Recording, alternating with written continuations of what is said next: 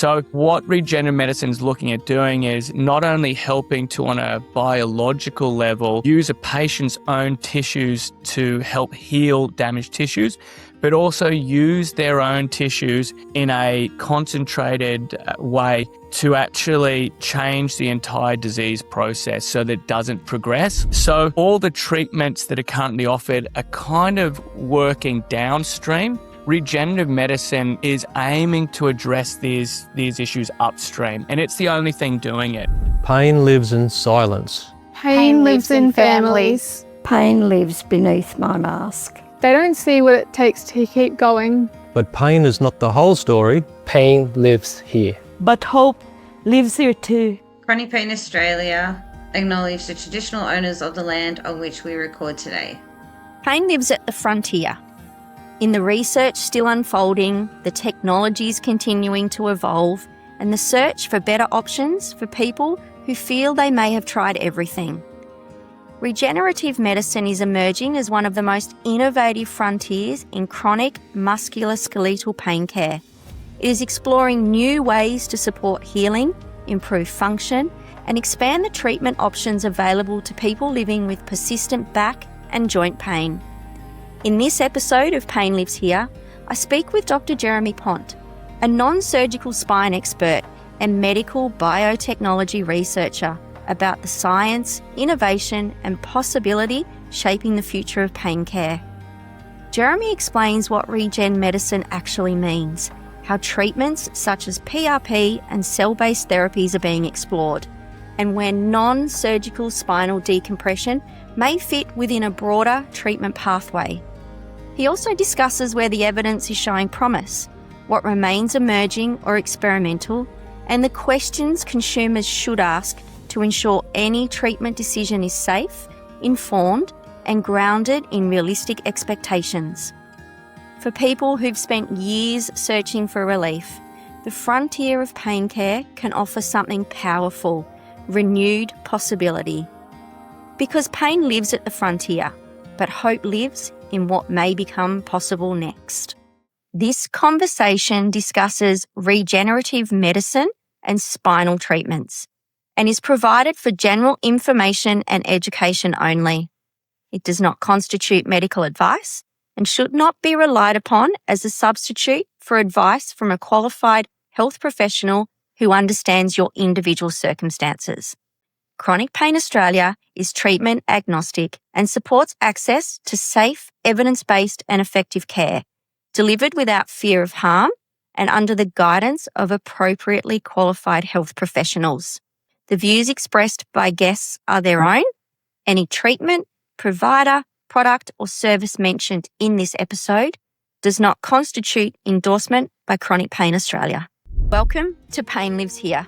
If you live with chronic back or joint pain, you've probably heard the term restorative medicine thrown around. Stem cells, PRP, spinal injections, headlines promising breakthroughs. Jeremy may also call it regenerative medicine. It's a technical name for it. But today we'll just call it regen medicine or stem cell medicine to keep things simple. So what does it actually mean for you, and how do you tell genuine progress from hype? My guest today is Dr. Jeremy Pont. He's a non-surgical spine expert and chiropractor, and he runs Townsville Spine and Sports Medicine. Jeremy also has a PhD where he studied how stem cells from body fat may help worn, damaged spinal discs. He spent almost 20 years treating patients across Australia, South America and Scandinavia. And in Scandinavia, he was the first doctor to inject stem cells and PRP straight into the spine. Here in Australia, he's first to bring a new medicine-based treatment for bad disc problems and spinal arthritis. Jeremy also leads clinical research for a company called Vert Biotech, which works across Australia, the UK, Canada and the US, and quality checks and looks after patients for a group called Stem Cell Solutions International. Jeremy, welcome to the show. Thanks so much for having me, Mel. That was quite a mouthful, and you did really, really well. So I would typically say Regenerative medicine, or things people would have heard orthobiologics, basically meaning the same thing. But over the course of today, we're going to go through this and you'll know the difference between basically all those things. So I'm excited to be here with you. Thank you. Now, I want to capture first. So I think most people understand stem cells, but what is PRP? So I'd caveat and say I reckon that by the end of this talk, most people are going to understand they don't actually understand what the stem cell actually does and why it's so effective, particularly with pain relief, but we'll go into that. PRP is platelet-rich plasma. So basically, this has been used since the 90s, and essentially it is where we draw blood and we actually take out the growth factors of blood, we concentrate them, and we actually inject them back into tissues to help the regenerative process or help the healing process. Now, PRP is more of a stimulant, and how I like to describe it to patients is that imagine if you've got a garden that the soil has gone completely barren in. There's not much nutrients, and particularly in tissues that have avascular, which means no blood supply, or very little blood supply. It means that they don't get those fertilizer agents naturally. They deteriorate and they're typically poor healers. PRP sort of gives a payload of growth factors into that area that initially is pro-inflammatory, but that actually stimulates the healing process or the healing cascade by supplying those growth factors. So giving fertilizer into areas. It's very, very dependent on the dose. So that's what's really difficult with a lot of regen medicine stuff. And we're going to discuss that today, is that because it is using a patient's own biological tissues, it's not a pharmaceutical. It's not like a drug. Getting the dose, getting the concentration, getting the quality will vary between not only patients, but also how it's processed and providers. And so that's why it's very hard to actually standardize regenerative medicine, because there's so much room for individuality, not with just the patients, but also with the processing technique. So a clear way to think about PRP is it's a blood-based regenerative medicine procedure involving harvesting and processing and compressing growth factors to transplant into another area to try and stimulate a healing response. And so then in terms of the context of chronic back and joint pain, how does the regen medicine sit in that field? So what you've got, it's probably the biggest emerging branch of medicine at the moment. So the problem that we have typically with chronic back pain or spinal pain is that manual therapists, so things like exercise, physiotherapy, chiropractors, osteos, non-surgical decompression, all of these modalities are focusing on stimulating tissue. So they're very dependent on the quality of the tissue you've got, okay? Surgery is typically, well, it should be a last resort, but surgery is typically a two-dimensional solution to a three-dimensional problem, and it can typically take away material that creates instability, or it can fixate, so it can fuse, which creates stiffness. Because the spine is so unique in that it only gets nutrients through movement, when we take away that structural integrity or we fuse, we're fundamentally changing that environment that the spine needs to be healthy. So the problem is that manual or conservative therapies with physios, exercise, osteopaths, chiropractors is dependent on the quality of the tissue, and surgery really should be as a last resort, particularly for pain, because there is very little evidence that surgery helps pain function in patients. It may help peripheral function, but pain levels are very, very a dicey subject. We'll delve into that a little bit later.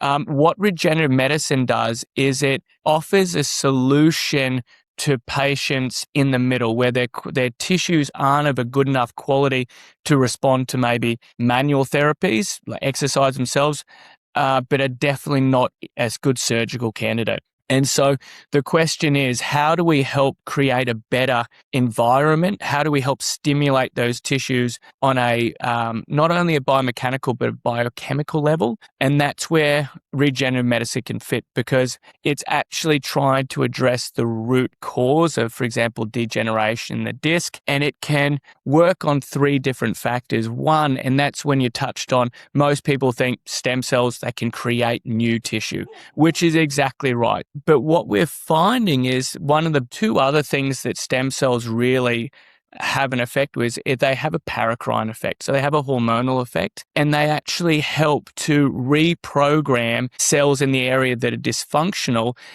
They help to reprogram them, reset them. So if you, for example, have a cell that is not necessarily an arthritic cell that's not expressing itself as it should, stem cells can release special enzymes or exosomes that help to reset the actual RNA of those cells. So they, in a way, can have dysfunctional cells become more functional.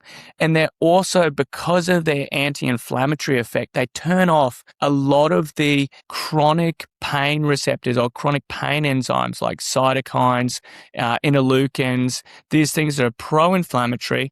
They have the ability to turn those off and help to actually change them to more anabolic. So they actually go from being a destructive agent to changing that cycle so they start to actually be a more productive agent. And that's why a lot of the time we're not seeing as much change in tissue as we are seeing change in pain levels and function, because those 2 other effects are going in there. And so regenerative medicine is really working on that gap. PRP is sort of looked as a stimulant. So it's sort of, we've got tissue there, we've got a garden, we've got some good seeds in there, but we need to fertilize it. Adipose-derived stem cell or stem cell therapies are looking more at transplanting not only new fertilizer, but new seeds to help that sort of garden grow. This is, of course, a really oversimplification, just so everyone can understand the concepts behind it, because understanding concepts will give patients that clarity to make decisions for themselves. And ultimately, that's what we want to do.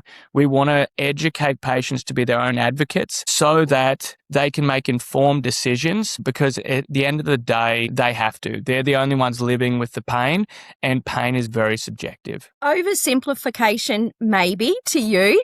There's certainly a lot of terminology in there that, as you said, when someone is living with pain, there's a lot to uptake in that kind of conversation, isn't there? And really broadening your own personal understanding of the structural elements that make up your body and how medicine can have a different role within that, and using some of these more emerging technologies, I guess, in what we've typically seen here in Australia anyway. And we know that regen medicine is certainly considered one of those emerging frontiers of chronic musculoskeletal pain care.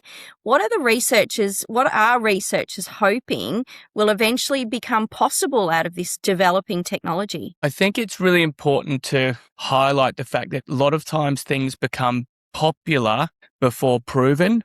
And that's just the human nature. A lot of the current sort of accepted treatments carry the same type of evidence, really, going forward as regen medicine. It's just the newest player on the block and gets the most amount of critique. I read a study many years ago saying that for a medical or health professional to change their referring habits, it takes about 3 times as much evidence to get them to change what they're currently doing than what they had to do to accept what they started. So we're really fighting uphill here to get practitioners and patients to sort of change their mind space is a big thing. What it's trying to do is fill that gap, okay? The problem with spinal injuries, particularly chronic discogenic, so pain coming from the disc, is that these tissues, once injured once, will actually, because they're what's called avascular, so they don't have any direct blood supply, they're really poor healers. So once they're damaged once, it's a real sign that starts that degenerative cascade to continue. So all the treatments that are currently offered are kind of working downstream. regenerative medicine is aiming to address these issues upstream, and it's the only thing doing it. So what regenerative medicine is looking at doing is not only helping to, on a biological level, use a patient's own tissues to help heal damaged tissues, but also use their own tissues in a concentrated way to actually change the entire disease process so that it doesn't progress. It's a difficult thing to do because we're currently trained, particularly in Australia, it's like we treat as a last resort. We're very reactive rather than proactive. And so a lot of regenerative medicine is looking at taking things upstream. So, for example, what would we do when we hear a lot of patients, their first disc herniation was, or their first annular tear, which is a ligament around the disc, which is got all the nerve receptors, that's typically damaged in their early 20s, late teens. In studies show in about 6 to 7% of the population. And so the problem is that by the time we're actually treating that issue, not seriously, but by the time we're actually giving that a lot of attention, patients have probably had 4 or 5 severe bouts of back pain before we actually start to look at anything really constructive, because we're designed to think last resort. Where orthobiologics is trying to think about how we can, or regen medicine, how we can possibly stop those injuries from progressing and how we can reverse some of those degeneratives. So what we're hoping it will fill is the gap between patients that are non-responsive to conservative care because there's too much tissue damage before it gets to that phase of arthritis and instability and a chronic pain that then leads patients to do more invasive procedures like microdiscectomies, laminectomies, fusions, spinal stimulators. We want to sort of break that in there.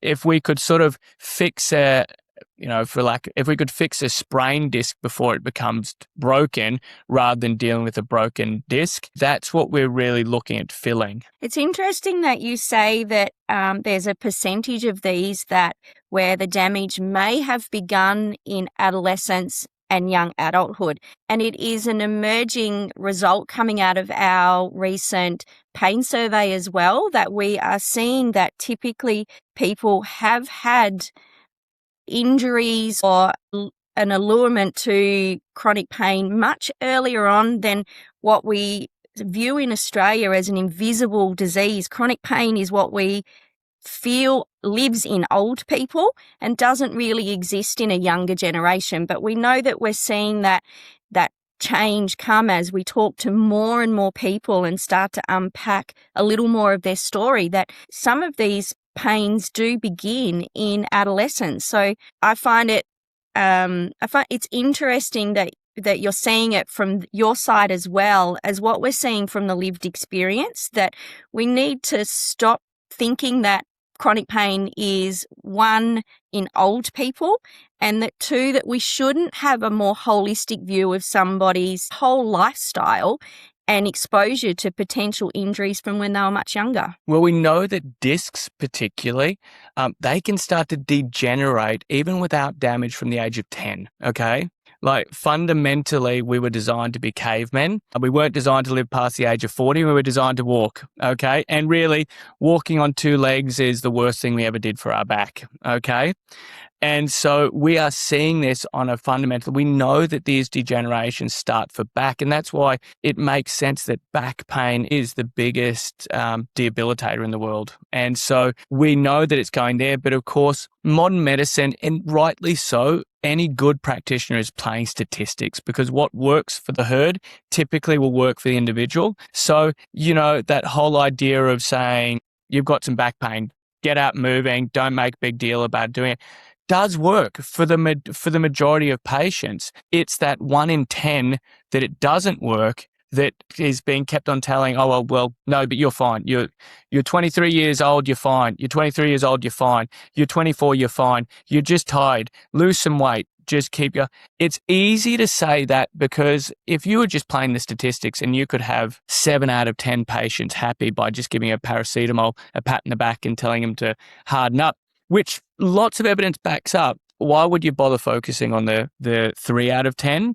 It really does become, from a clinician's point of view, you can see why, as people are human, they sort of would gravitate to the path of least resistance. But it does mean that this huge portion of the population get put in that too hard, you're never going to be happy anyway. And until, for example, we have that many doctors or health practitioners that they are struggling for patients, you won't find a change in that mentality. As long as there is far fewer specialists than we have patients for, you will find that there is a sort of a natural tendency to push patients into the boxes that we already have rather than looking for a patient-centered solution. We tend to do a practitioner-based solution. And you are seeing it younger and younger, and you're seeing these patients that are actually probably one of the most, not fragile, but one of the most desperate patients. They come in and they are only 30 and they've been suffering with back pain or a chronic disc herniation or a chronic whatever since they were 16 or 17 or 21. And for those patients, they're like, I can't live the next 40 years like this. I've got no answers. You can see why they're particularly vulnerable to, snake oil salesmen, people that will just say that because they are incredibly motivated to not live their life like that. And it puts them in a very precarious situation where are they actually in a mental state to give informed consent because they've just been flogged off for so long. So you do absolutely see it, but you need to want to see it as a clinician. Yeah. It's certainly a vulnerability when we know that it's about 3 to 5 years on average to receive a diagnosis, and then to be able to go into a system to start to receive some type of ongoing treatment or care. When you are looking at somebody developing that in early adulthood or adolescence and then hitting their 30s, there's an element of vulnerability there that could be up to 10 years of being constantly told, like you said, harden up. You don't, you're young, you should just get out more and so on. So thank you for recognizing that, because we know that the lived experience and then the practitioner experience often are misaligned. So it's refreshing to hear a perspective where it is possible. I'd highlight that as particularly, it's not like that in all the world. And that's what is, I guess, disappointing as an Australian trained initially, that when you experience other areas of the world, that isn't the case. Australia is just really quite, it's probably the norm rather than the exception, but the norm in the world is actually quite poor, whereas the Scandinavian systems have really changed how they do healthcare to being a really patient-centered system. And patients do get it is a better system for patients, but it is not as good a system for clinicians. And that is where you will always have this tug of war between what is best for the patient, what is best for the clinician. And as human beings, we'll all go for the path of least resistance. So I'm not trying to make excuses for the clinicians out there. It's just the facts. Something else you touched on, and before we move into this next area, note for listeners that this segment will discuss chronic pain, spinal surgery, and some difficult healthcare experiences, including cases where people were left worse off after treatment. So we won't go into any graphic detail, but if you've had a challenging experience with surgery or the healthcare system, this part may be difficult to hear, so please listen in whatever way feels safest for you. Now, many Australians were deeply affected by the Four Corners investigation pain factory, which raised difficult questions around spinal surgery, implanted pain devices, financial incentives, informed consent, and what can happen when an intervention leaves someone worse off rather than better. It's important to say that surgery can be necessary and beneficial for appropriately selected patients. Yep. But the investigation also highlighted why people need more transparent information when giving consent, to invasive procedures. Jeremy, what went through your mind when you watched the Four Corners investigation, and how does a person carefully consider the intervention rather than perhaps going straight to a procedure? So I think first and foremost, I was so embarrassed to be an Australian clinician because it is absolutely, in my opinion, disgraceful.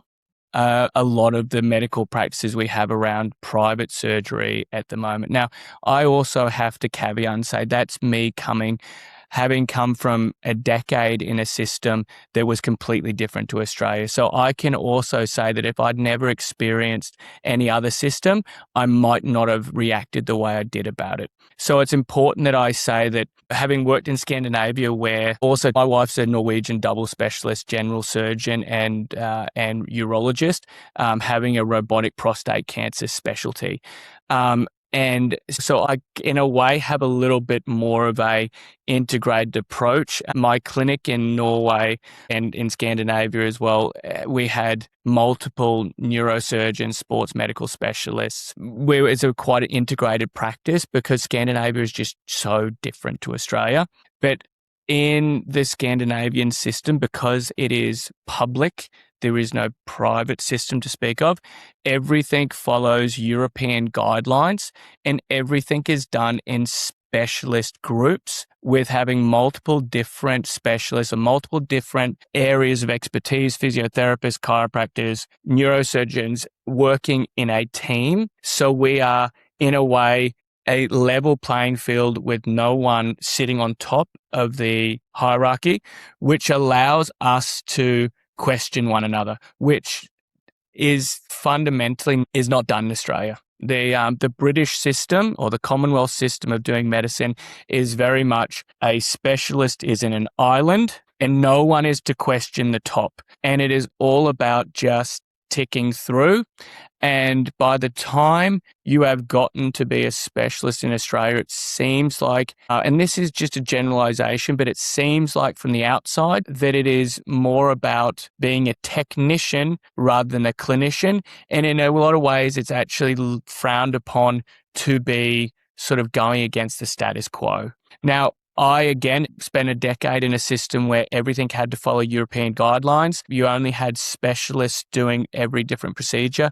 You know, you couldn't have an orthopedic surgeon doing a knee, a shoulder, and a spine. You have one or two guys that specialize in cervical discs. You have 4 guys that specialize in lumbar discs.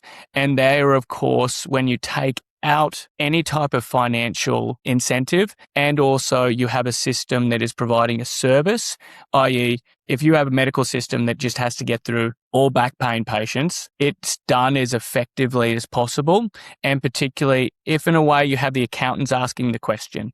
That may mean that yes, that one person might fall through the cracks, but it means the majority do well. When I saw that you've got basically no one questioning. If a specialist wants to do a fusion on a patient, they will be able to do that and no one will ask questions. Essentially, we have a system that will discourage people from asking questions and be ostracized for doing that. It does not put a patient in a position of having informed consent. Things like spinal cord stimulators, I'm American board certified in pain management. And basically the first time that I was taught how to put a spinal cord stimulator in, it was told to me that you have to learn how to do this to tick the box off in your training, but these do not work, so don't worry about them. And now that was in 2017. Now, I, of course, went back to Scandinavia where they're not doing them because world guidelines or European guidelines really say this is what we can do. There's a very minute amount of patients, and so they're not done, particularly considering their failure rate, their reoperation rate. And the fact that you've got a lot of practitioners telling you the statistics that the manufacturers provided them rather than what the research actually says, it really makes you have to question your provider.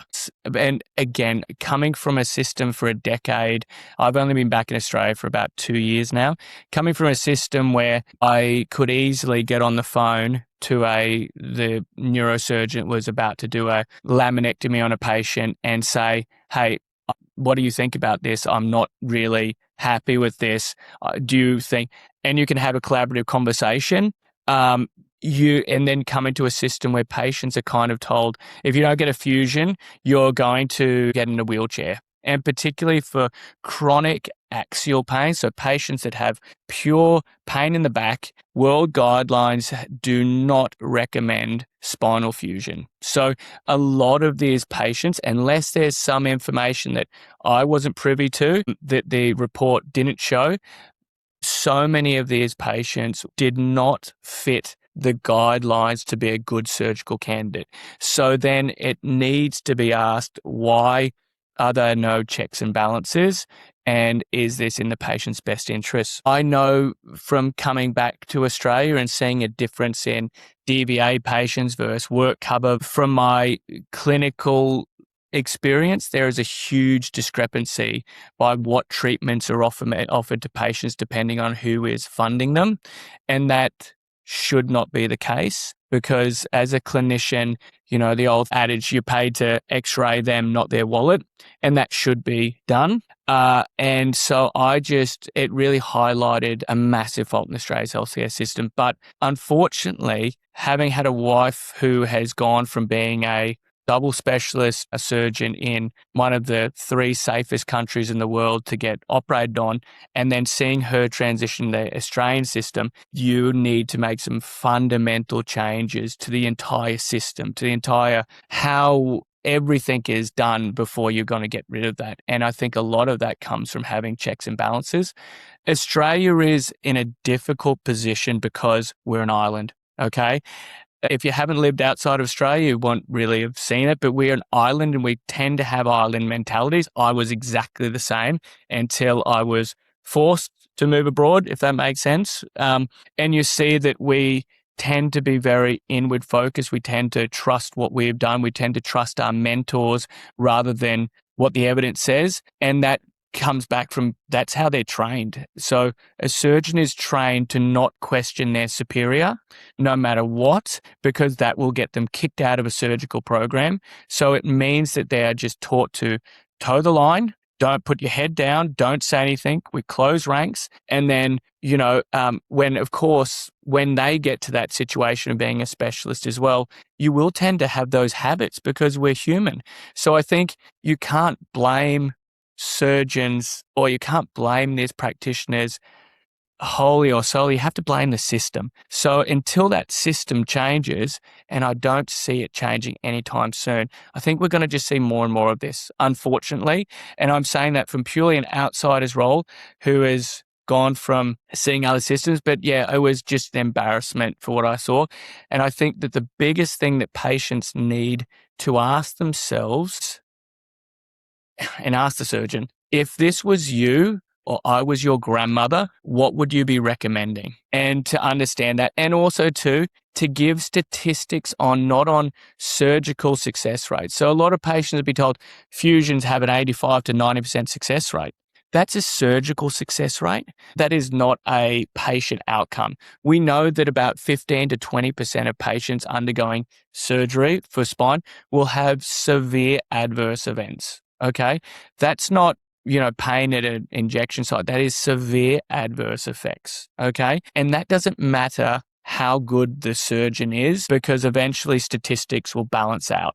So, you need to be asking those questions and really be, what's in it for me and what is in it for me as a patient in 4 years. A lot of surgical procedures, and it's not being educated to patients. And I'm only saying it because this is naturally part of what I used to see European surgeons doing, is they have to say, statistically, say you get a microdiscectomy so that's where you cut out a little bit of the disc for sciatica going down the leg. statistically, that will help massively for your leg pain. But at 4 years, whether or not you got that surgery or don't get that surgery, they'll mesh up. So basically the outcomes verge at the same at 4 years. And so then you have to ask, does the risk outweigh the reward, particularly when we look at the instability created? That is what informed consent is. If you have to scare a patient into doing the surgery, well, you should lose your license. And I say that in a way that I understand, having a wife that's a prostate cancer specialist in Norway, having to explain to patients that there are risks to this, but here is your risk, here is your reward, this is life-threatening. And that's when we talked about there are some surgeries that are absolutely necessary. If you have cauda equina syndrome because of a completely herniated disc that's acute, you need to get surgery. Surgery is amazing. But if you've got chronic axial back pain, so back pain that has been there is very little evidence saying that it's going to help you as a patient. So fear tactics should not be part of a practitioner's toolbox. Education should be. But unfortunately, in a system that is still very hierarchical, that, I am the doctor, I am the surgeon, I am God, I will tell you. So if you speak at patients rather than with patients, we're going to continue to have this cycle. And until we change an actual fundamental component of how we train our doctors, that will never change. So I guess I know it's an expanded answer, because it really did. I had come from a system where I really trusted my surgeons. So I could literally, in southern Norway's only got 6 million people. They're amazing at soccer at the moment. And there was only 2 guys in southern Norway that would operate on cervical spines. And I could talk to them, and that's all they did for chronic pain. So when I knew that they would be more, if I referred a patient, they would send them back to me probably 20 out of 21 times to say, no, keep going with Jeremy. If you feel like there's too much, that's when you send to me. Where here it's like, I can fit you in tomorrow. And my question for that is, when we're so short of specialists in Australia that we have one of the longest waits for surgery in any of the OECD country, what type of surgeon has an availability the next day for a condition that's been there for years? And I guess that's what we want patients to ask themselves.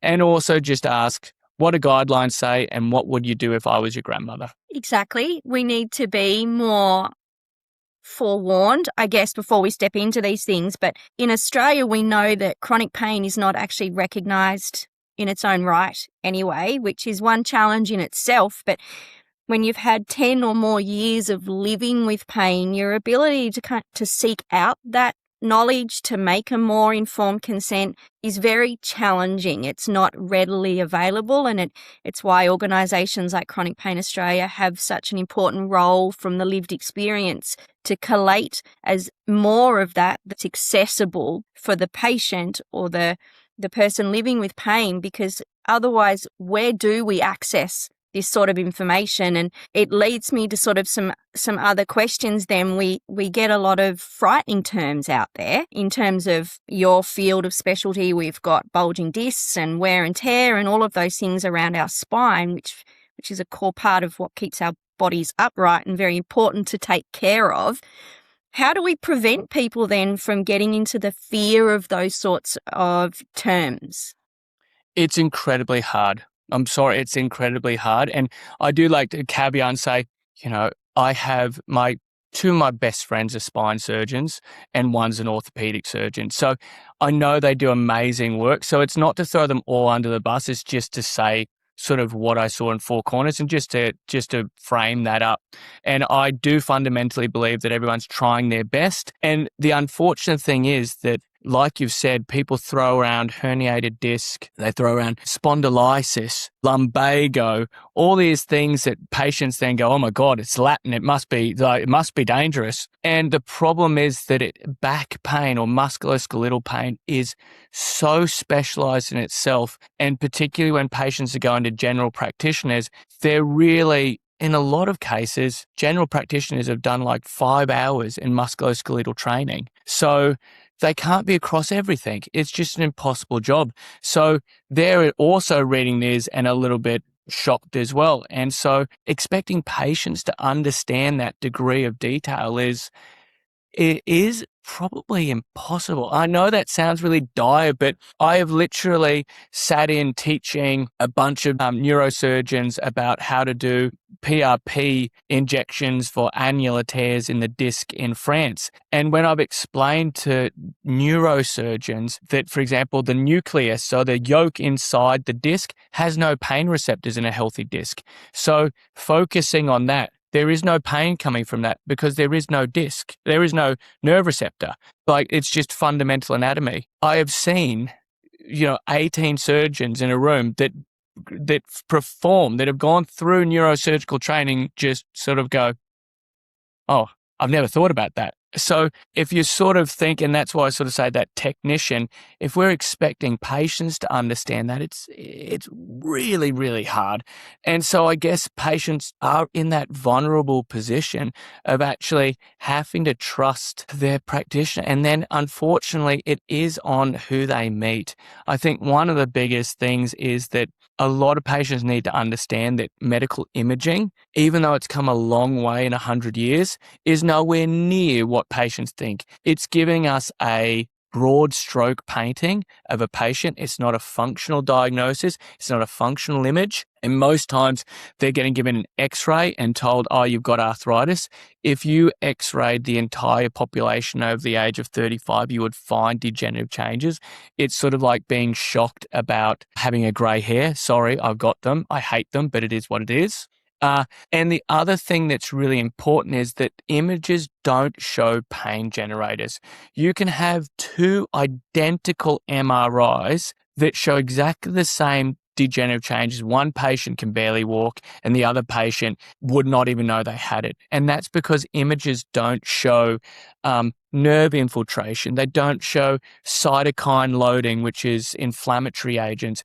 They don't show central nervous system sensitization or peripheral nervous sensitization. They don't show any of that stuff. So realistically, imaging is, and world guidelines actually also back that up to say that imaging should be taken with a grain of salt. It is not recommended to do in the average patient, but it also to caveat patients that have also been told there's nothing wrong with your back. You've got a a little bulge. Everyone's got them. So go away, like it's all in your head. And that also, how does a patient walk out of that and go, oh, that answer wasn't correct either, is really hard. And also too, medical imaging itself. If you can't read your own images, you really, and this is awful, but you really in a vulnerable position because we know that musculoskeletal MRIs, when read by a radiologist who is a specialist in reading, there is still an enormous variation discrepancy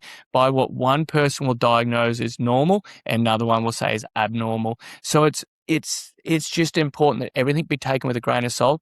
And unfortunately, patients knowledge is power. So we want them to understand that, but we also want them to understand in a clinical framework. And that unfortunately relies on getting a practitioner that's able to put their hands on as well, and not just look at an image, but actually put their hands on, see how a patient's moving to make a clinical diagnosis. So I think you want patients to go, don't get caught up in your MRIs. You are not your images. That, we're knowing that the technology is extremely limited, and how you walked into a patient consultation or how you walked into a consultation, just because you found out that you have arthritis or you have a disc bulge, doesn't mean you walk out a different person structurally.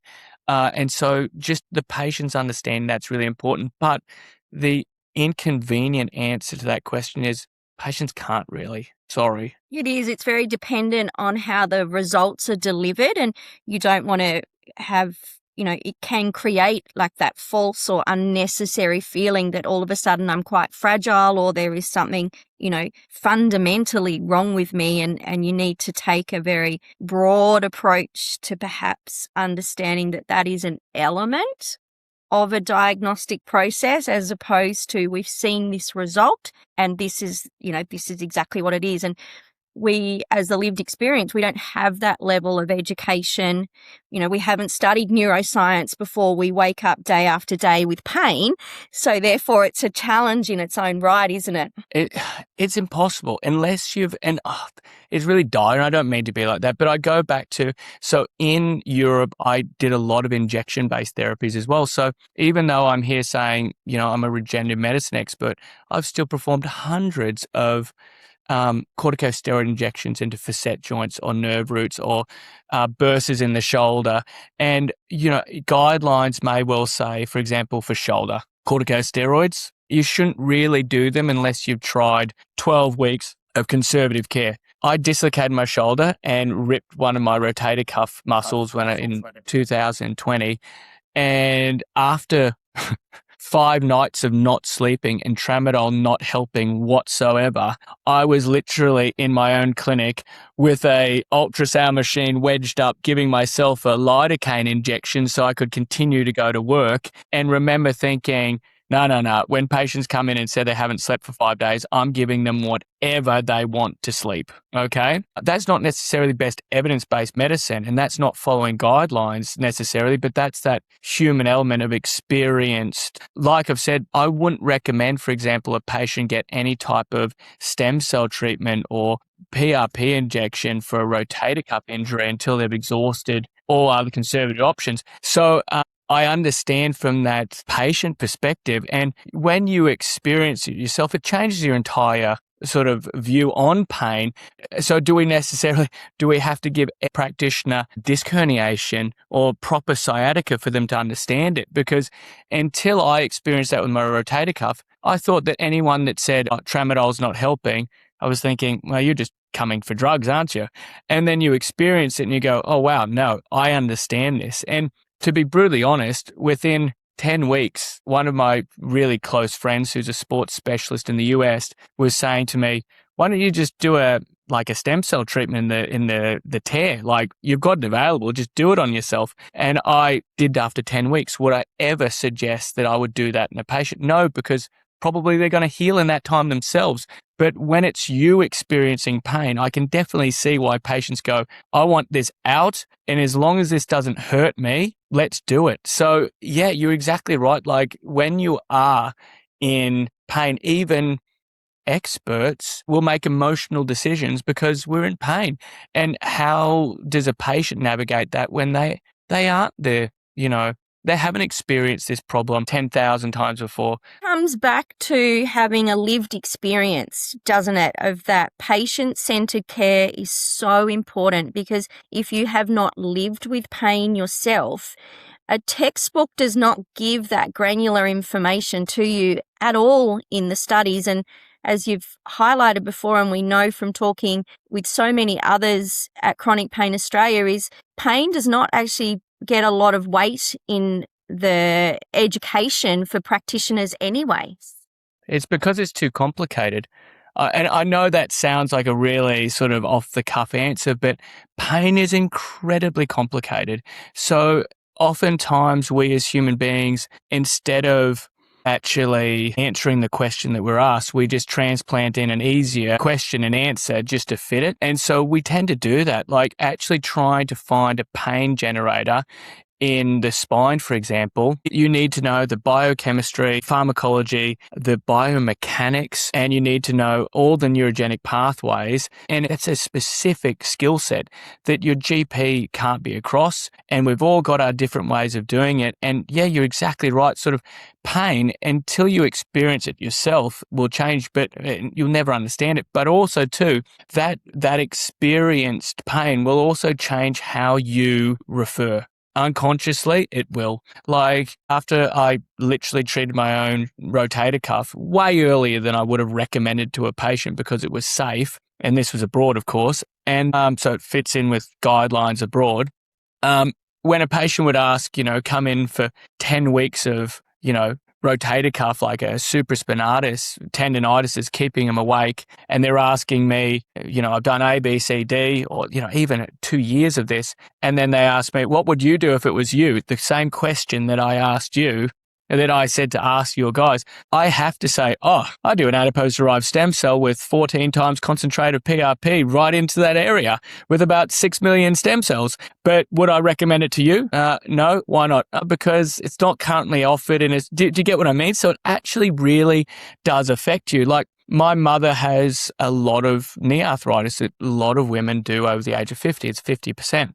And when we were really doing a lot of pioneering work with knee arthritis and adipose-derived, so fat-derived stem cell transplants, my mother was visiting, taking care of my third son while my wife was transitioning back to work, and she could barely get up the stairs in Norway. And I said, she's had 4 meniscal operations, and I said, we're going to do this, like, come into the clinic, we'll do this. And 3 weeks later, she was playing tennis with my 4-year-old at that time. And this was a woman that couldn't get up the stairs beforehand. Now, is that a typical response I've seen from patients? No, it's one of the better responses, but it's very hard then for me as a clinician to be objective when I've seen these things happen, and because it is that experience. So it is a very difficult line for practitioners to walk across of what is backed up by the evidence and what is our experience ourselves, and trying not to overlap them so we can make patients have informed consent is really hard. But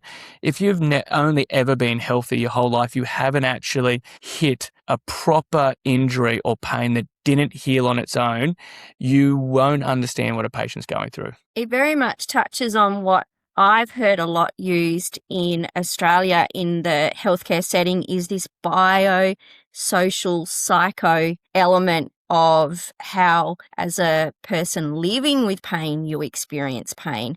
But there's also then, as you just said, this element of your own factors that come into play when you're considering potential treatments or successes or conversations with your patients anyway. We certainly have these nuances as human beings that there's so much of these external factors impact what we do. We know as clinicians that if patients like you, they will heal better. Their chemistry changes. They will heal better.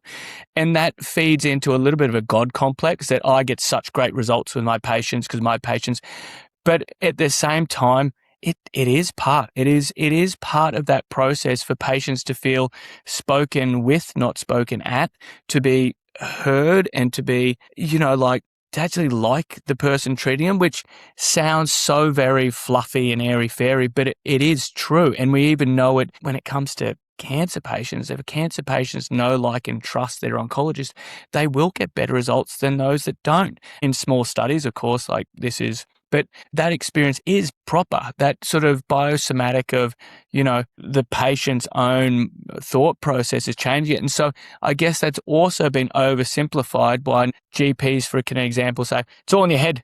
Just think yourself happy and you'll be happier. Have a good day. And that's, again, not the full thing. And that's easier to say if you've never had it yourself. That's a very topical and controversial conversation in the lived experience, to think happy thoughts and your pain will go away. It's definitely something that comes up in conversation a lot from the lived experience.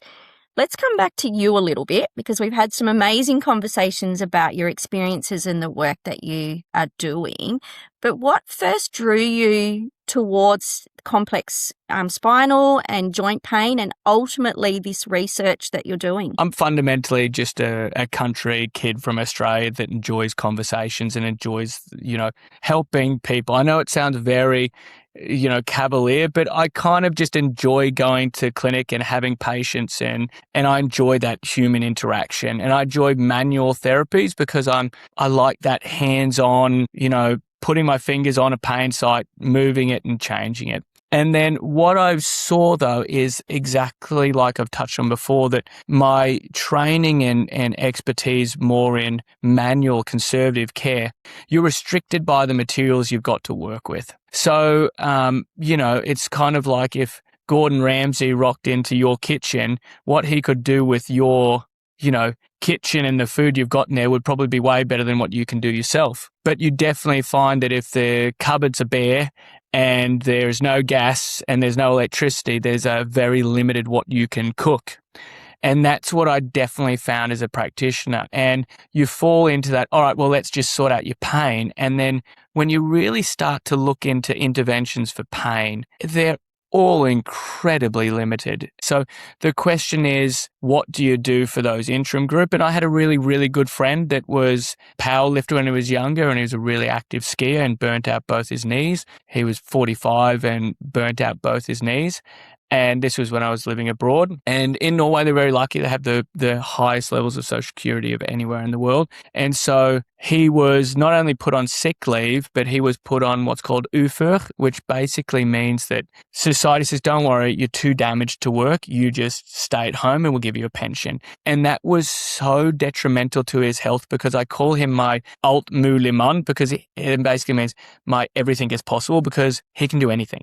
He is this fisherman, builder, we've all got that guy, that friend that can just do everything. And he was so mentally affected by basically being told by society that he was useless and that he was far too young for a knee replacement, which he was and is. But at the same time, he could barely function. So that's what led me to go and do my pain specialty in the US, to try and find out a little bit more what was maybe not in the public health systems in Europe, but was being looked at in more of the private systems in the US. And that's what sort of stumbled me through PRP and then adipose-derived stem cell.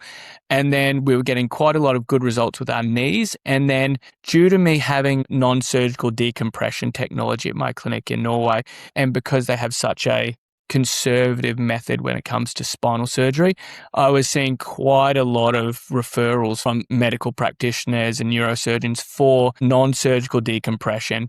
And it's still that same question of, well, I can stimulate the tissue, but what about when the tissue's too damaged? What do I do for those patients?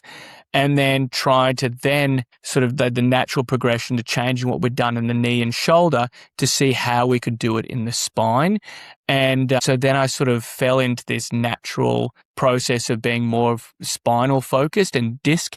And because definitely the vast majority of the population, health practitioner wise, don't really want to touch discs. As soon as they hear disc, they think, I'm going to stay away from that, because that's the surgeons are the only ones that touch them. And realistically, the surgeons are the last people that should touch them. So I started to just get a huge patient group of these non-responsive to conservative care, complex disc patients with or without pain down the leg, sciatica, or pain down the arm. And then I sort of transplanted what we were doing for weight-bearing joints in the knees into a more spinal approach. To do that well, we had a space problem, so we had to work out how we could get a minimal effective dose into quite a confined area. And then also, because the spine has multiple pain generators, we like to say it's a functional spinal unit made up of 2 vertebral end plates, a disc, and 2 facets, and a nerve root, and also some tissue around there. After I sort of started seeing a lot of results, particularly when I started changing our interventions into not was necessarily what would make a patient look better on an MRI, but where their nerve endings actually were, what would actually not make the MRI look better, but make the patient's function and pain levels better. And because it is very different in the spine, where the nerves actually live and where the sort of the important structures on MRI are. And when we started focusing on that, I started to really see these patient effects become better and better.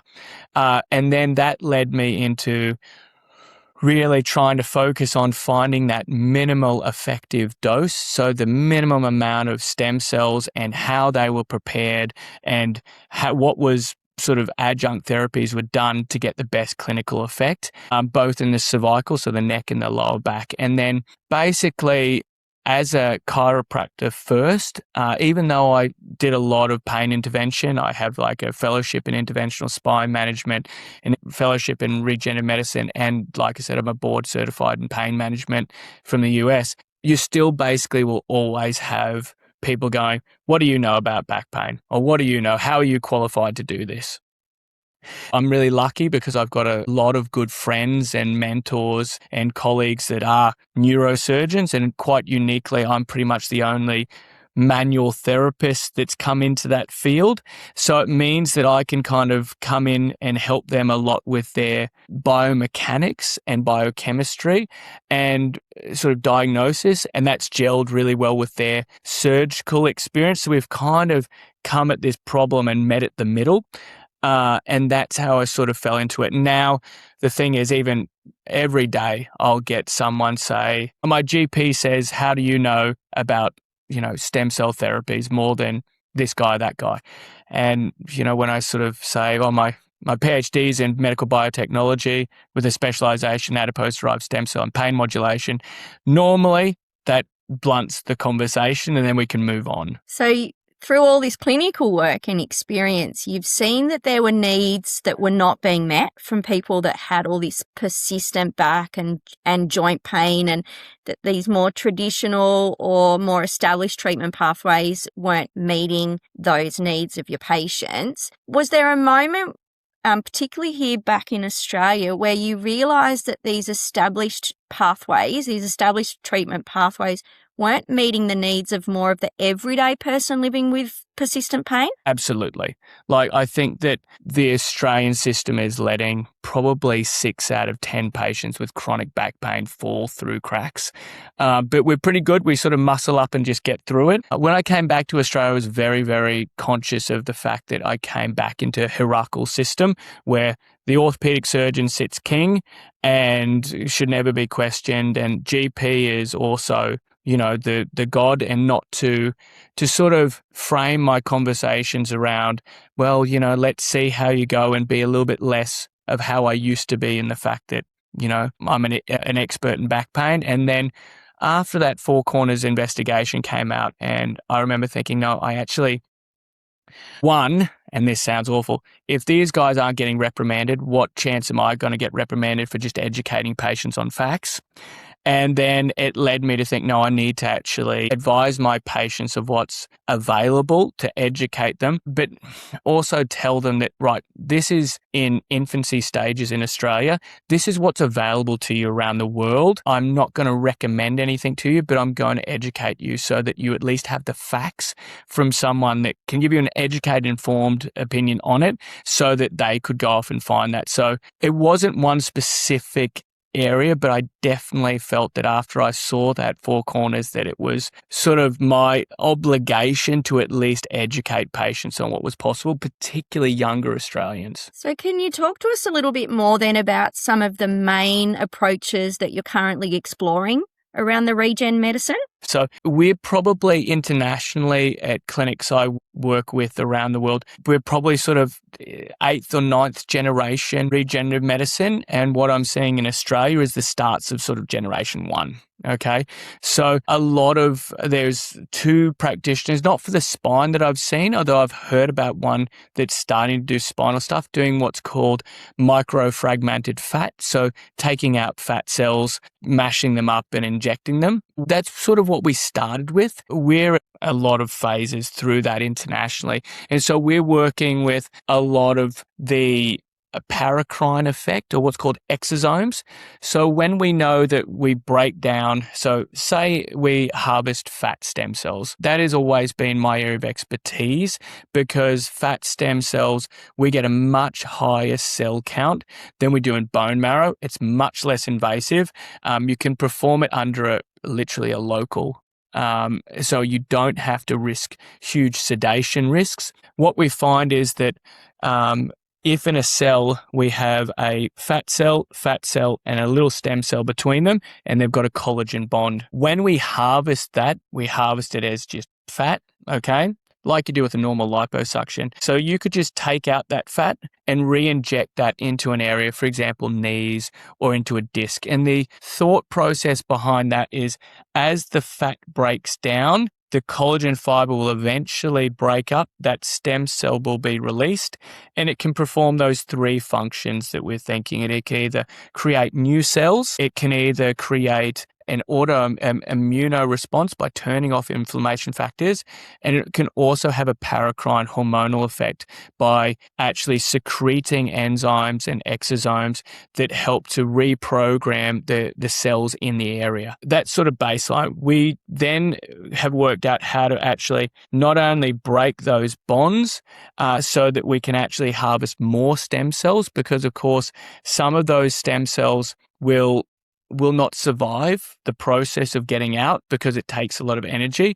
So everything we're now doing is how to make sure that we get as many stem cells out so that we have as many live functioning healthy stem cells that haven't been damaged from the patient themselves, and transplant them in. It also means that we can get a lot more stem cells into a lot smaller area, which suddenly means that the size of the joint or the size of the area becomes much less of a factor. What we're really working on now is how to make the environment that we inject those stem cells into the best possible. So internationally, we're working a lot on what's called exosomes. So exosomes are really specialized. In the US, they're probably the most talked about regenerative thing. And they are actually used to be seen as waste cells from these types of procedures. What we've found out is these are really powerful RNA, which is a precursor to DNA, that they can actually reprogram that. So they provide these envelopes of really important healing messages that we can use. So what we're really working on is not just getting the stem cells out and then stimulating them with the best possible environment, for example, PRP, like we talked about, that provides it creates a fertile environment for it, but also how to harness these, what were perceived as waste products that now actually turning out to be probably the most important part of stem cell procedures that other people used to just throw away. Now we're actually harvesting them to stimulate and throw gasoline on the healing fire that we've otherwise started. That's what we're really working on internationally, and on how we can actually help it not only regenerate more of the connective tissues like the cartilage, the annular fibers, but also nerves, and that's a big growth area in this. Now, you've worked extensively with also non-surgical spinal decompression. What does that treatment involve, and how does that then fit alongside the regen medicine that we've been talking about, and then again, the broader pain management? So non-surgical decompression involves utilizing technology to create a decompression event inside a disc. Now, what happens and what we've discussed is that the disc is actually avascular. There's no direct blood supply. The only way you get any type of nutrients into the disc is through these little holes in the end plates. And when your body naturally moves, it creates a negative pressure inside the disc, which sucks blood from the bone into the disc. That's how we hydrate. Now, all treatment goes back to two fundamental things. We need to create neurological space for nerves, so we need to create space in here so that the nerves have space, and we need to create movement for nutrient supply to all the tissues in our spine, particularly our discs. Everything goes back to those things fundamentally. So what non-surgical decompression does, so if an osteopath or a manual therapist, or we are, giving you exercises, all of that is designed around giving you movement, and that movement stimulates blood supply, that stimulates healing.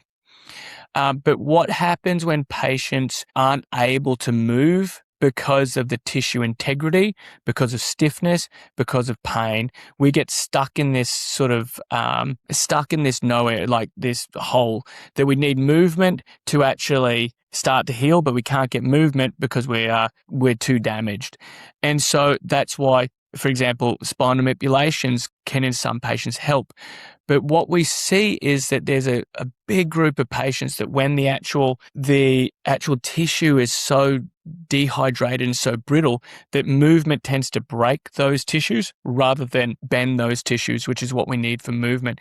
So non-surgical decompression offers a way that we can isolate certain areas and certain discs. And in a zero gravity environment, we can provide a decompression mobilization inside the disc that's reproducible and within a patient's normal physiologically boundaries. So we can create a pumping of the disc. So we can basically try and open up those blood vessel channels to rehydrate those discs to try and get the mobility and function.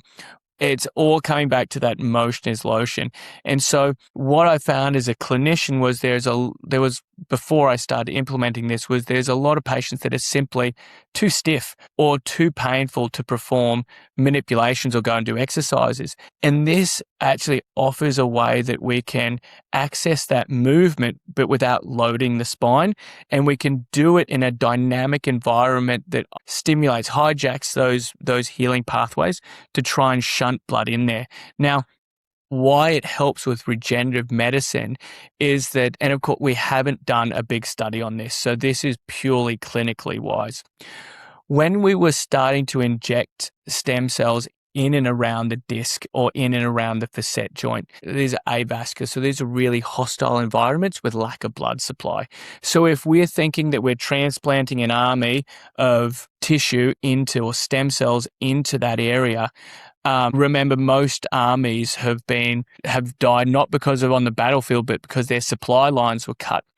So what non-surgical decompression offers is a way to, after transplanting, to provide that blood supply to help provide nutrients to help those new tissues actually continue with healing.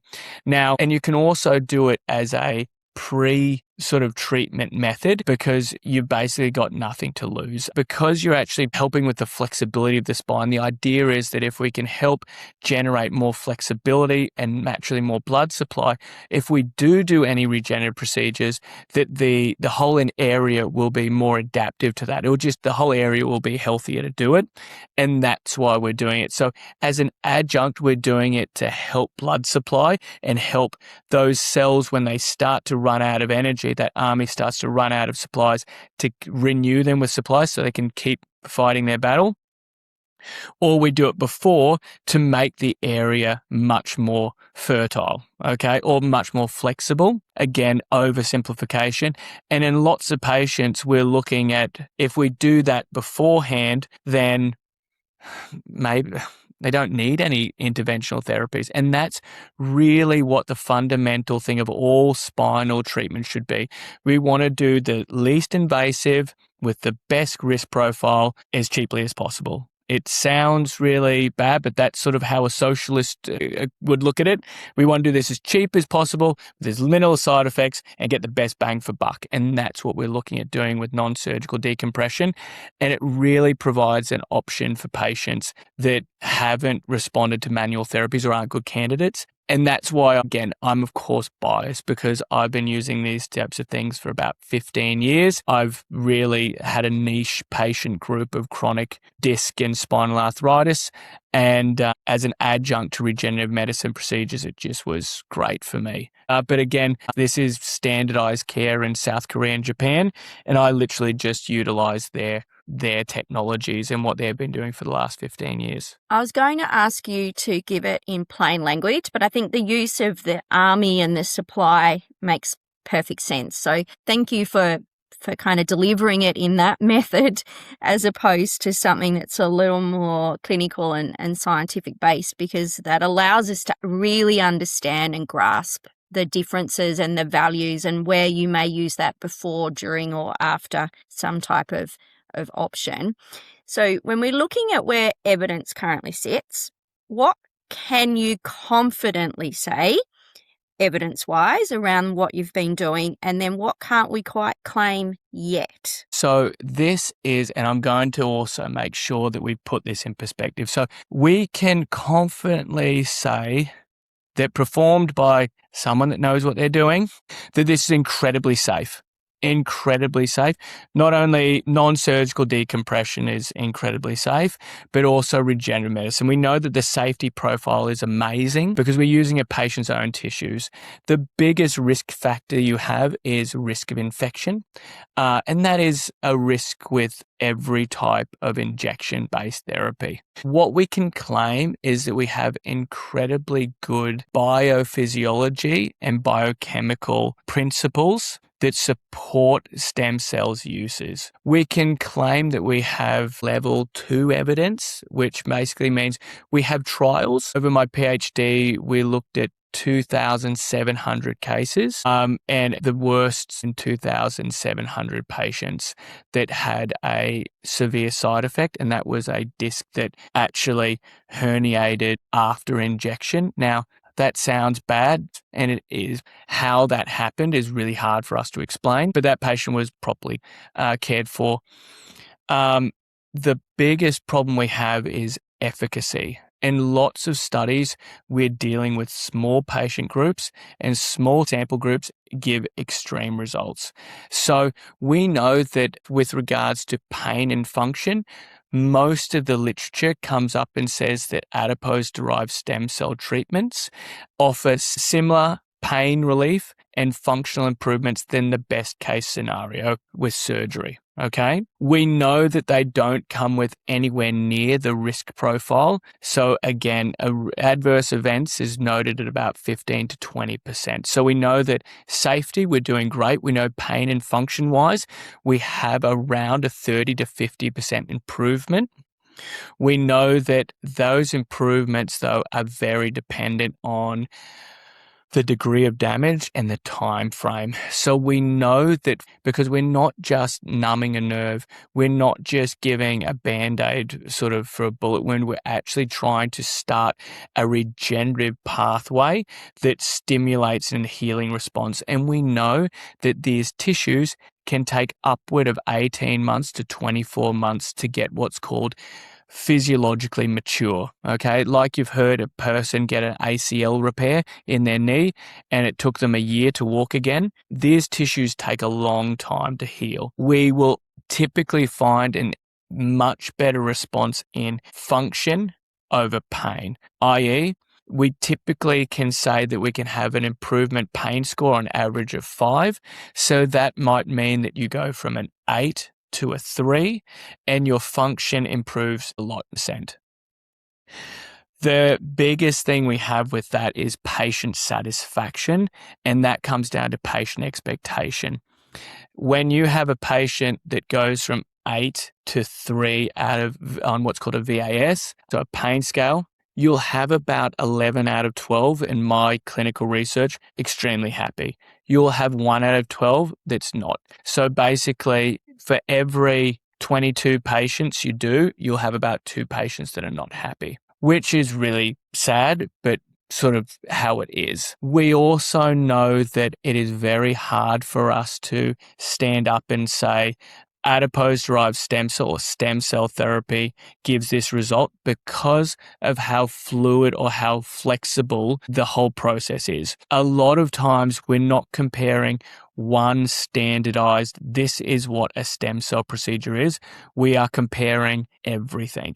So we're comparing maybe 200 different methods of stem cell harvesting, processing, and intervention, which will throw everything, because that's kind of like if you'd only ever tried, beer, thinking that you never liked any alcohol. I know that sounds bad, but it's like there is so many different types. And so that's where it's really hard to create a standardized, this is what we can confirm on a broad scale, because at the moment, this is not standardized in the world. So it means what one person's stem cell procedure is might be another person's absolute waste of time. So what we can confidently say is safety profile is great.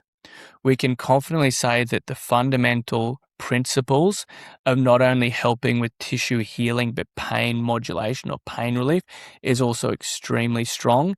We're really still asking questions about dose, how many cells and how those cells are activated to make sure that we've got a minimal effective dose, what they're mixed with, what type of PRP, and even what type of PRP is being used, what concentration, and then whether or not it's being properly injected. Okay, so where it's actually being injected into is really important, because when we're doing research, we want to minimize the variabilities. So typically, each study will only investigate injecting in one area, so maybe just in the disc. With spinal pain or back pain, that doesn't give the whole picture because it's so interconnected. So when clinically you're performing this, you will do the entire functional unit, no matter what. So you'll do the disc, you will do the facet, you'll do the perineural structure, so the tissues around the nerve, and you'll even do into some of the muscle. Because it's the patient's own tissues, we know that we basically can't overtreat them. They're not going to be allergic to their own cells. You might get some more discomfort, but realistically, they're the patient's own cells. So we don't really have to worry about over-treating. We have to worry about under-treating. And that's where we're going through. So we would call these procedures safe but unproven. Now, it is very, very important to also remember in the scheme of all other interventions where this fits in. And unfortunately, and people will argue with this, it's just the facts. We also know that there is no spinal surgery that has also matches this degree. And the fact that we don't have what's called randomized controlled trials, we just don't.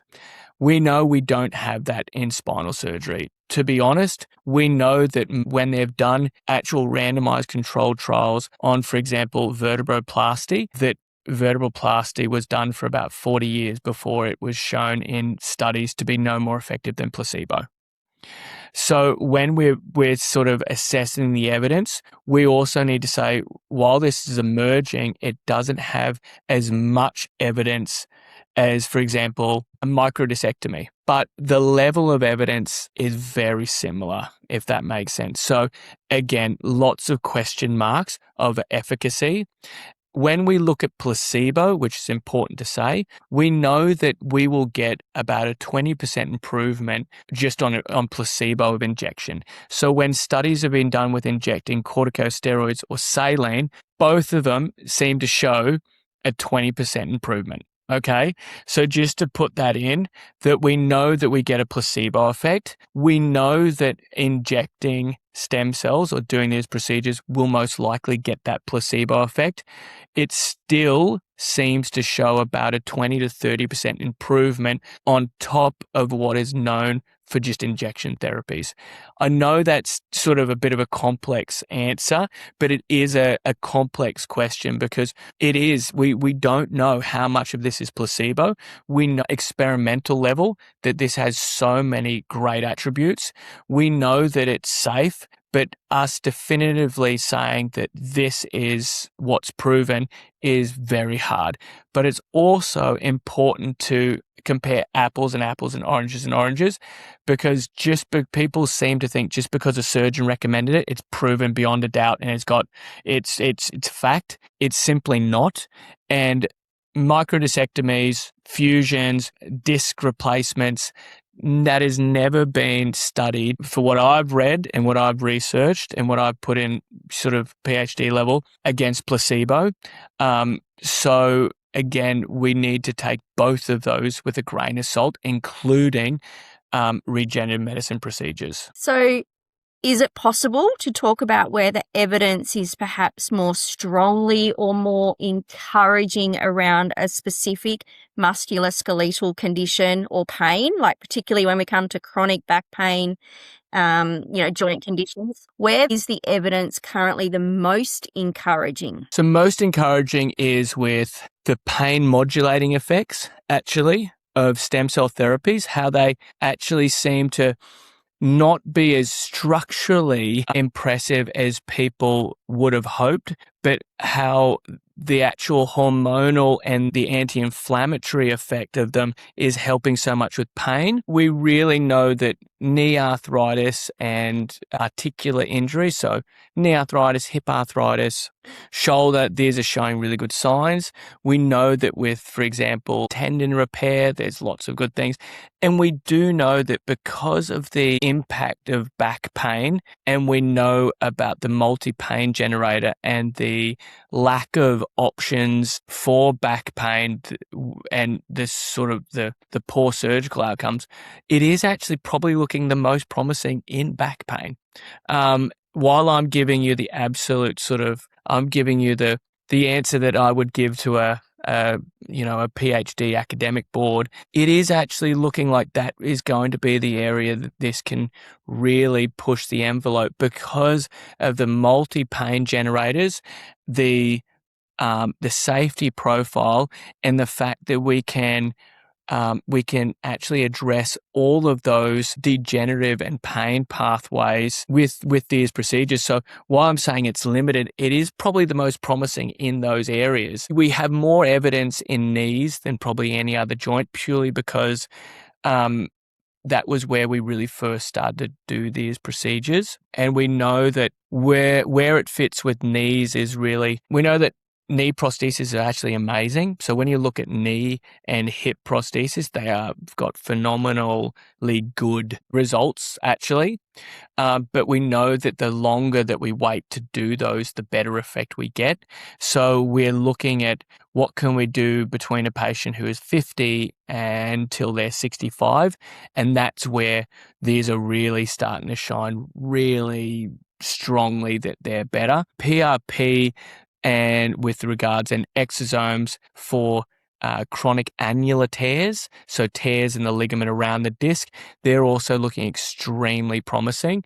And we are seeing a lot of promising research showing that just the exosomes, so just those little messenger cells that we get when we harvest and process stem cells, seem to be having really good healing and pain modulating effects when injected into the spine as well and into the nerve sheaths.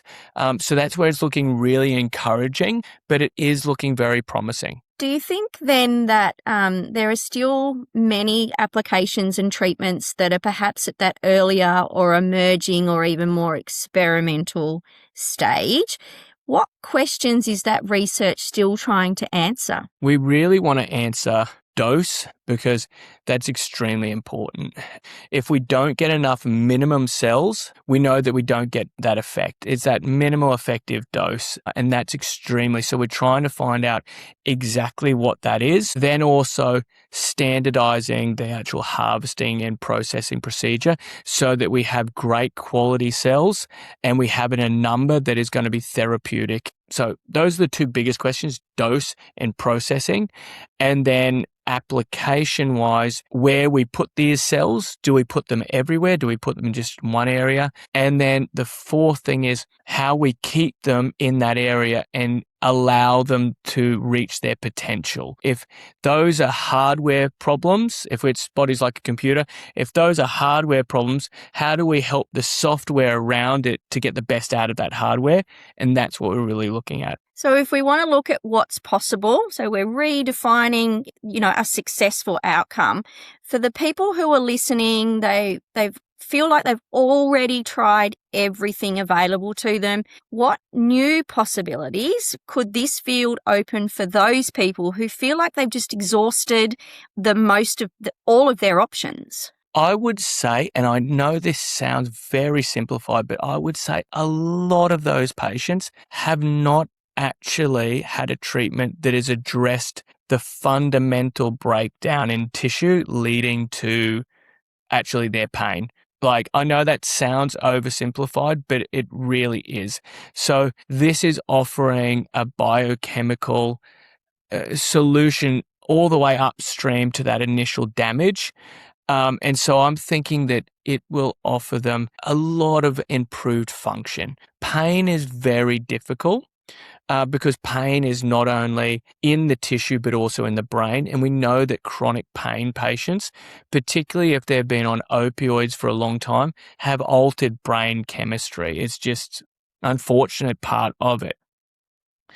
what I am envisioning for those patients is that we can get them off opioids, off neurogenic painkillers, and taking, for example, just a Panadol Osteo a day. We can get them into a pain level and a tissue integrity level so we can get them back into physical activity. So we can actually get them into using their body without being in huge pain. That's what I think this is going to offer them. I think that you're going to see this realistically formed in its absolute best form and done at the right time. And to be honest, the earlier the better, which is sounding a little bit contradictory, but because we know that we're regenerating tissue, the least amount of damage, I think it's going to get them off a surgeon's table, and I think it's going to provide a treatment method that can keep them moving and functioning. So sleeping better, moving better, and in less pain. And the great thing is that it can be done multiple times without any increased risk factor. So a lot of times patients will say, okay, so what happens if in 7 years I start to get more pain or need to do this again in 4 years? You can. There's no side effect to it. So it means that we can do something multiple times without actually increasing the risk profile and not diminishing the response, which is very unique. Of course, we want to do the least amount as possible, but it allows us to provide those options going forward to keep people moving better, sleeping better, and being happier. That's what we can do. I do not think it is going to make them completely pain-free. I think that for the vast majority of patients, if we could take their stabbing pain or their debilitating pain to an ache, that's what we want. Like, that's what I think that we could do.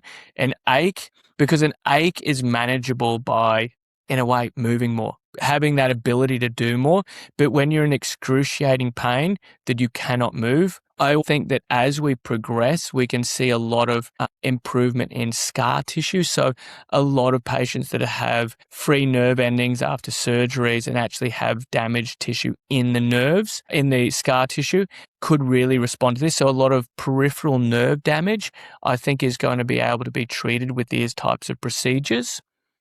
It's just harder to do them because the more systemic a disease or a pain generator, the harder it is to treat locally.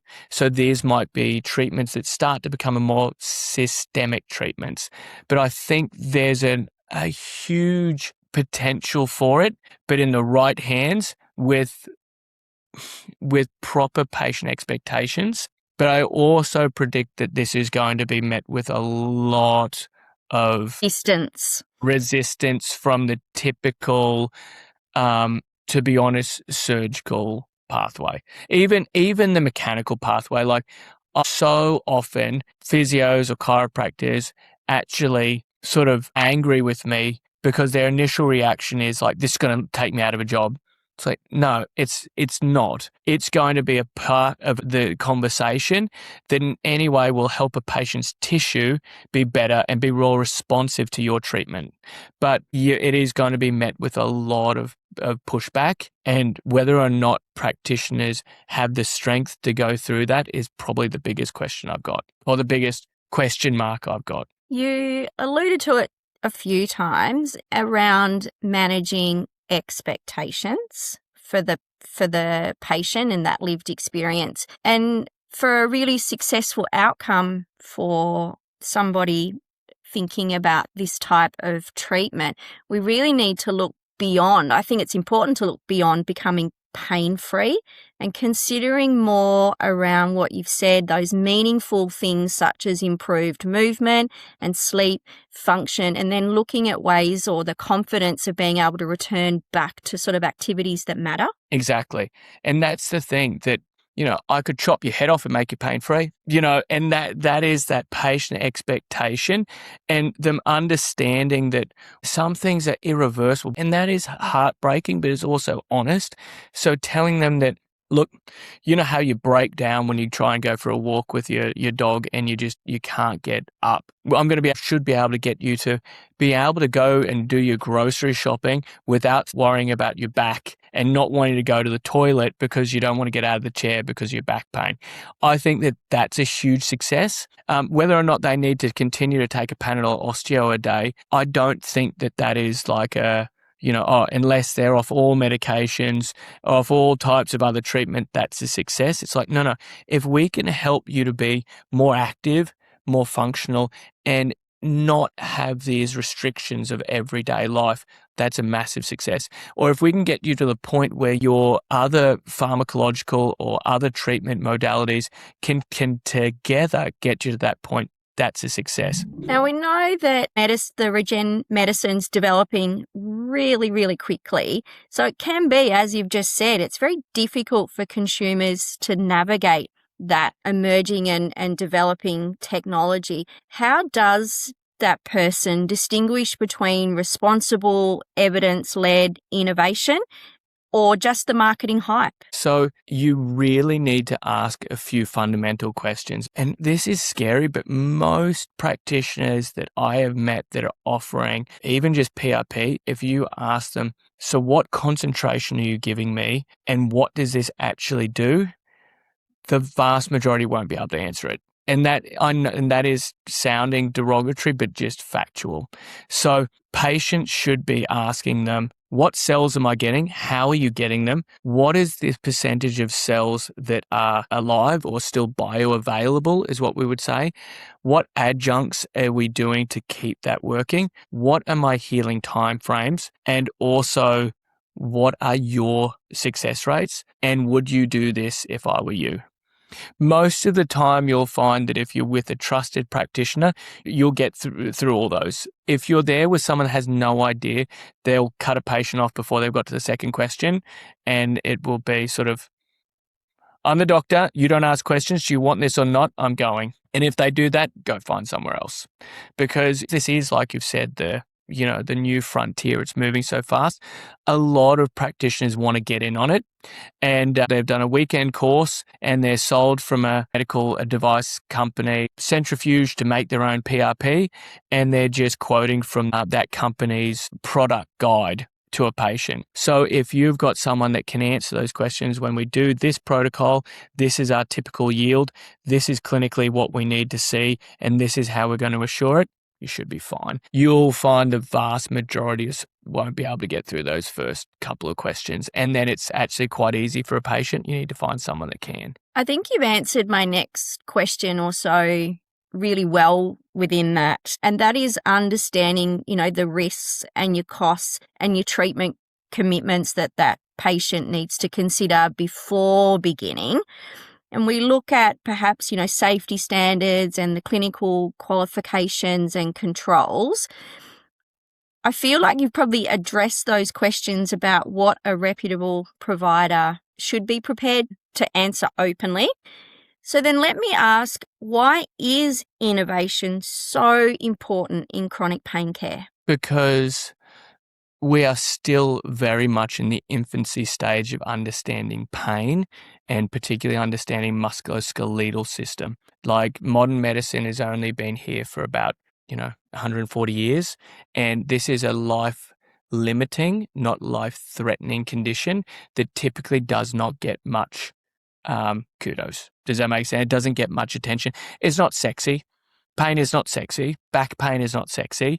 Everyone wants to deal with pediatric cancers and, there's, really sort of life-limiting, life-threatening. And so that's why it's really important that we innovate, because if any of the interventions were actually really as effective as they could be, I wouldn't have a job. Like, does that make sense? If spinal surgery was as effective as people think, I wouldn't have a job. You wouldn't need physios, chiropractors, or osteos because we'd just operate it. Like, we would just do one big thing. And that's not me saying that. It's actually a mate of mine who's an orthopedic surgeon saying that. So we know we need to innovate. We know we need to address not just symptomatic things, which is what we really do now, but we need to really address the pain generators and the breakdown in the system that lead to the pain rather than just the symptoms. So I think that it's so important that we do innovate and that we do work for the 3 out of 10 patients. Does that make sense? It's easy to focus on the 7 out of 10 because, if you could go through university and only get 70%, but you didn't have to do much work, it would be actually quite stupid to aim to get 100. But we as human beings should really be aiming for the best we can. We should be trying to maximize our potential. And so that's why I think we need to try and innovate to find those answers. And it is tough because when you innovate, you will get cut down, and it is never going to be your patients. It is always going to be your colleagues. And until you've experienced that, where people will stab you in the back for accomplishing, which patients kind of don't understand, that unless our patients give us that positive reinforcement that they want us to continue, the wave of negativity that goes towards practitioners that are trying to go against the grain, that are trying to expand, is enormous. And it's like you will get cut down time and time again. And so I think that is important, why it needs to be a collaborative effort. I think that's why it needs everyone to work together towards a common goal. So looking forward towards the future, what development excites you the most? What might that chronic musculoskeletal pain care look like 5 or 10 years from now? I think if we can actually do an early intervention exosome treatment for disc pain on a patient's first bout and do a 10-year trial of when a patient between the age of 24 and 16 has a disc herniation, and we can actually do a proper PRP, so literally just a blood-based injection into that annular fiber, and see the lack of progression to that chronic pain, that really excites me. That's something that is extremely safe and could be extremely profitable for any nation with regards to just sick leave and pain.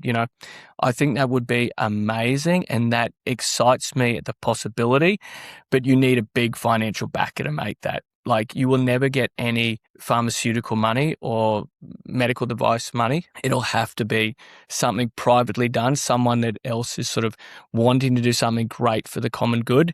And it excites me that there's been a big shift in this last probably 4 years to people wanting to invest in a different way in musculoskeletal and pain medicine. I think that's going to be huge. Dr. Jeremy Pont, thank you so much for joining us today. It's given us a much clearer picture of where this medicine genuinely stands today, what it can offer, where the evidence is still catching up, and how we need to ask the right questions before we consider any treatment. So to anyone listening, if you're living with chronic or back or joint pain, I hope this conversation's given you a more realistic, more informed lens on what's out there. So thank you for joining us today. Thanks so much, guys.